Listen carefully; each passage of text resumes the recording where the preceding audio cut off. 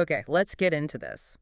Usually when we sit down to talk about a political campaign, we're in a very specific headspace. Right. We're thinking about strategy, polling numbers, ad buys, maybe, some gaffe a candidate made. The game of politics? It's almost like a sport. It's theater. It's distinct from real life. Exactly, it's theater. But today, we have to throw that entire playbook out the window. We're looking at a moment where the high-stakes world of a gubernatorial race has just crashed headfirst into a devastating, violent reality. It is so jarring. We are talking about a scandal. We're talking about a major political campaign in Minnesota coming to a screeching, horrifying halt because of a murder. And honestly, it's one of those stories that just makes you stop and realize how fragile these public figures really are. We see them on billboards. We see them in suits. But behind all that, they're just people with families. Of course. And when something this catastrophic happens, the politics doesn't just fade into the background. It just ceases to exist. So, for everyone listening, here's the mission for this deep dive. We are looking at a breaking story out of St. Cloud, Minnesota. We are pulling directly from breaking news reports, specifically transcripts and coverage from Fox News. Right, from the last day or two. Yeah, and we're going to look at the timeline of events, the disturbing details emerging from the crime scene, and the immediate, just stunned silence this has caused in the state's political landscape. And just to be clear up front, this is a developing story. So we're dealing with initial police reports, family statements, but the core facts are, well, they're undeniable and they are grim. Let's hit the headline first. We're talking about the death of Hallie Marie. She was 22 years old, and she was the daughter of Dr. Jeff Johnson. And if you follow Minnesota politics, you know that name. Up until this weekend, he was a very active Republican candidate for governor. Right, and not just a fringe candidate. No, not at all. He was part of what the reporting calls a crowded field. He was right in the thick of it. This is someone who was likely shaking hands and giving speeches just days before this happened. And now his daughter is gone. And the circumstances? Well, here is where it gets really dark.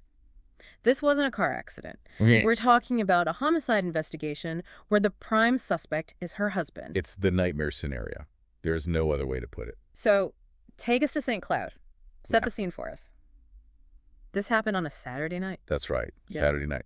Now, St. Cloud is a decent-sized city about an hour or so northwest of Minneapolis. Police were called to an apartment on the south side of the city. Okay. And I think the location's important here because it just emphasizes the domestic nature of this. This wasn't at a campaign event. This was at home. Do we know who made the 911 call? The reports don't specify, but the response was for a welfare check or some kind of disturbance. When law enforcement arrived, they found a scene that, well, it effectively ended the investigation before it really even began. What do you mean by ended it? Well, usually in a homicide, you have that whole whodunit phase, right? Mm. Police secure the scene, they look for witnesses, they search for a suspect who fled. That didn't happen here. They walked in and found Hallie Marie, deceased. The cause of death was stab wounds. But she wasn't alone. She wasn't alone, no. The husband was there. Her husband. Yes, a 23-year-old male. He was also in the apartment. And this is the detail that really changes everything. He was found with critical injuries that police describe as apparent self-inflicted. Okay, so let's just pause there. You walk into an apartment, you have a young woman dead from stabbing and her husband bleeding from wounds he apparently gave himself. That paints a very specific picture for investigators. It really does. He immediately classifies this as a murder-suicide attempt. Yeah. From a law enforcement perspective, the threat to the public is zero.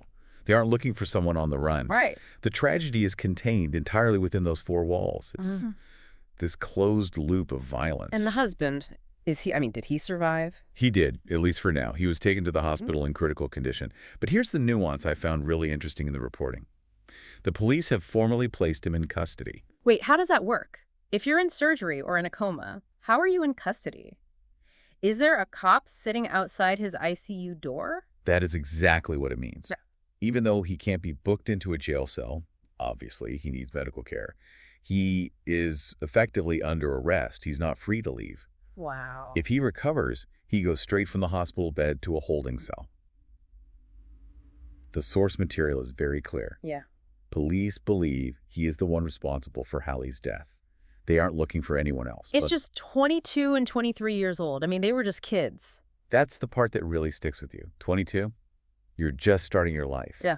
And the report mentioned the emotional whiplash of this, which I think is such a good phrase. It is. Because if you went online right when this news broke, what did you see? The highlight reel. The perfect pictures. Exactly. You saw photos of Hallie Marie smiling. You saw her posing with her dad, Dr. Johnson, on the campaign trail. And you saw her with her husband. The man who allegedly killed her. The very same. And that dissonance, seeing them happy, arms around each other in a photo versus the reality of that apartment, it's just so jarring. It really forces you to confront that you never truly know what's going on in someone's life. Especially in the age of social media where everything is curated to look perfect. And especially in a political family, right? The family is part of the brand. Look at my wholesome, happy family. It's part of the pitch to voters. Precisely. In American politics, the family can be a prop. And I don't say that to be cynical, it's just true. They're meant to be evidence of the candidate's character. So when that prop is shattered by something as visceral as this, it just breaks the fourth wall. You can't spin this. There's no spin for this. You can't strategize around it. It just is. So let's talk about that fallout, because obviously the most important thing here is the loss of a young woman's life. But this is a deep dive, so we have to look at what this did to the governor's race. Of course. Dr. Johnson was running. What happened the moment this news hit? Silence. Just absolute silence. The report says Dr. Johnson abruptly suspended his campaign. Now, we hear suspended in politics all the time. Usually it's a polite way of saying I ran out of money or my poll numbers are terrible. Exactly. It's a strategic retreat. But Yeah. this is totally different. This is a hard stop. When a candidate suspends a campaign because their child has been murdered, it's not a pause. It's a complete withdrawal from public life. He's not checking polling. He's not talking to donors. He is grieving, full stop. And the other candidates, you said it was a crowded field. Usually when one person drops out, the others are like sharks in the water scrambling for votes. That's the typical machinery, yes. But here, the machinery just broke down. You saw this rare moment of just genuine humanity across the board. The report specifically mentions Lisa DeMuth. The Speaker of the House in Minnesota. Correct. A very powerful figure. And her statement wasn't political at all. It was purely about thoughts and prayers. Which can sometimes sound hollow, but here. Here, what else is there to say? She called the loss of a child unimaginable. And that really is the key word. It is. It creates this vacuum. How do you campaign against a man who just lost his daughter in the most horrific way? You just can't. The race becomes completely irrelevant. It does. It just sucks all the oxygen out of the political room. Nobody wants to talk about tax cuts when there's a dead 22-year-old woman in St. Cloud. It makes all the political arguments feel so petty. And the news cycle just sort of broke. It did. The source material even calls it a shocking draft update in the race. It's like the writers of the news didn't even know how to categorize it. Is this political news? Is it crime news? It's both. And it's neither. It's just tragedy. Exactly. It's a category error for the political press. Yeah. They don't have a script for this. I want to go back to the husband for a second. We mentioned he hasn't been formally charged yet because of his medical state, but how fast did this all move? Incredibly fast. I mean, sometimes the story breaks and there are days of speculation. Where is she? Who saw her last? Here, the timeline is just compressed into minutes. Police arrive. Discovery is made. Suspect identified. Suspect in custody. Done. So there's no mystery. There's no mystery about who. The mystery is why. And that's the question that the source material leaves completely wide open. We have no motive. Right. Was there a history of domestic violence? Was this just a sudden snap? A mental health crisis? We just don't know. All we know is the result. And the result is devastating. The report uses words like violent tragedy and shocking. It feels like even the reporters are struggling to find the right adjectives. Well, breaking news is usually so clinical, suspect apprehended at 10 p.m. But when you're dealing with the daughter of a public figure and the victim is so young, the language shifts. It becomes emotive. And I think that reflects the specific horror of this. That's a good point. We should touch on that. This is a domestic incident. It is. And statistically, the most dangerous place for a woman is often her own home.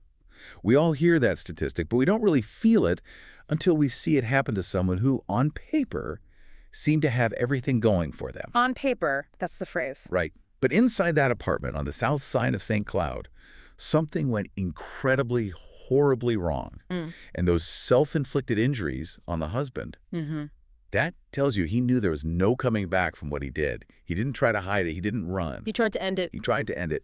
That suggests a level of desperation or breakdown that is just terrifying to think about. It really is. And now you have Dr. Johnson. He's not candidate Johnson anymore. He's just a dad who has to bury his daughter. Do you think, and I know this is speculation, can a person ever come back to public life after something like this? That's the million-dollar question. But honestly, I doubt he's even thinking about that. I doubt he cares about the governor's mansion right now. Historically, though, it changes a person. If he ever does come back to politics, he will be a different man. It changes your DNA. It does. It completely reorders your priorities. Yeah. And frankly, it changes how the public sees you. He will always be the man who lost his daughter in this horrific way. That evokes sympathy, yes, but it creates the barrier. It's hard to treat someone as a normal politician when they carry that kind of grief. That's interesting. We treat politicians like avatars. We project our hopes and our anger onto them. But when this happens, the avatar just dissolves. You just see the person. And that's uncomfortable for us as voters. We don't like to be reminded that the people running the state are just as vulnerable to random, senseless violence as we are. It's scary, because if the daughter of a high-profile candidate isn't safe in her own apartment, then who is? That's a chilling thought. It really brings it home. It really does. And I think that's why this story has resonated so much, even outside of Minnesota. It just hits a primal nerve. So where do things go from here? The husband is in the hospital. The campaign is, for all intents and purposes, over. Legally, the next steps are procedural but heavy. If and when the husband recovers enough, he'll be transferred to jail. He will be formally charged, likely with second-degree murder, maybe first, depending on what the investigation finds about premeditation, and there will be a trial. And the family will have to sit through all of that. They will. They'll have to relive the details of that Saturday night in court. It's a very long road ahead for them. Yeah. The breaking news part is over, but their nightmare is just beginning. And for the political world. The world keeps turning. That's the cruel part. The crowded field will shuffle. Someone else will become the front runner. The election will happen in November. Someone new will be governor. But for the Johnson family, time stopped on Saturday. That disconnect, the world moving on while you're stuck in that moment of loss, that is the definition of grief, isn't it? It absolutely is. And it's such a stark reminder to all of us. We get so caught up in the race, in the campaign, in the daily grind.